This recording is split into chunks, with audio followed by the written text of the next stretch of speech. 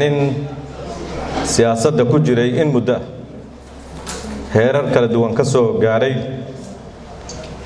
haddana يعني firfircoonida saddexdii sano ee barkii la soo dhaafay aniga asagoo isku dhufays baan ku jirnay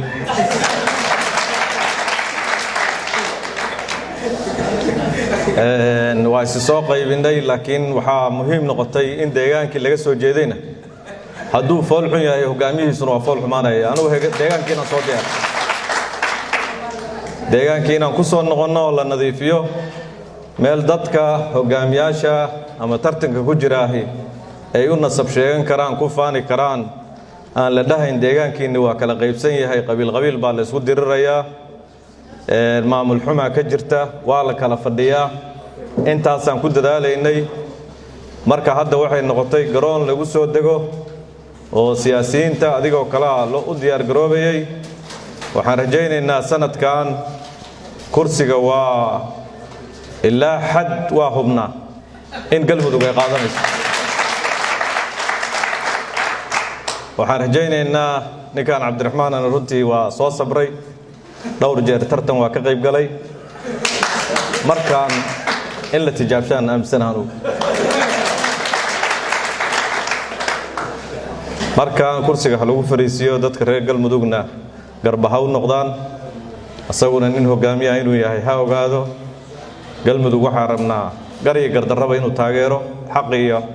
xaqa inuu ku taageero wanaagga inuu ku taageero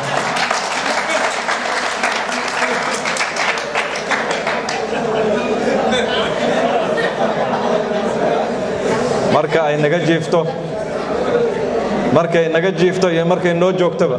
labadaba taageeraan uga baahan waxaan leeyahay runtii waa dalka Soomaaliyana wuxuu u baahan yahay dimuqraadiyadda aan intaas ku dadaalaynay aan intaas lahayn war dalkan dal dimuqraadi ha noqdo dal xisbiyada badan qaatay ha noqdo dad afkaarta kala duwanaanshaha afkaarta la isku ixtiraamo ha noqdo waxay ahayd meesha hadda la joogo haddaan loo mitidi lahayn haddaan lagu mitidi lahayn haddaan sutida loo qaban lahayn saddexdii sano ee barkii la soo dhaafay runtii meesha maanta aan hadlayno iyo codka aan sheegayno sida shabaabka kala murtadiin la isku qori lahaa laakiin mitid iyo waxa loo galay shaqo adag baa loo galay shaqadaas waxa weeye ninkan waa loo dhaawacay waa loo dilay waa loo xayiray waa la rafaadiyay dib oo dhan waa loo geystay ninkii Kamaal ahaa dhowr jeer marka magaalada lagu xiray waa noo yimid asaga daftarkiisa halka ma isla joognaa hadda wixii Kamaal iyo Said Ali annaga nagu dhici jiro dhan hadda korkiisa ku dhacan